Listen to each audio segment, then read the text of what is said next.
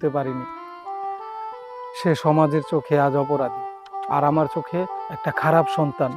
এই সমাজের মানুষ আমাকে যতটা সম্মান দিয়েছে, আর আমার সন্তান তার চাইতে বেশি আমাকে অসম্মান করেছে। এত আদর আর ভালোবাসা দিয়েও আমার সন্তানকে আমি মানুষ হিসাবে গড়ে তুলতে পারিনি। শুধু ওর জন্য সমাজের সবার কাছে আমার মাথা নিচু করে হাঁটতে হয়।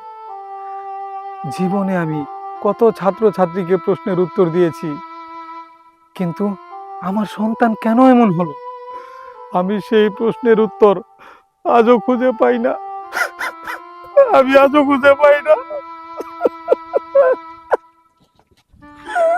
স্যার, সব প্রশ্নের উত্তর খুঁজে পাওয়া যায় না।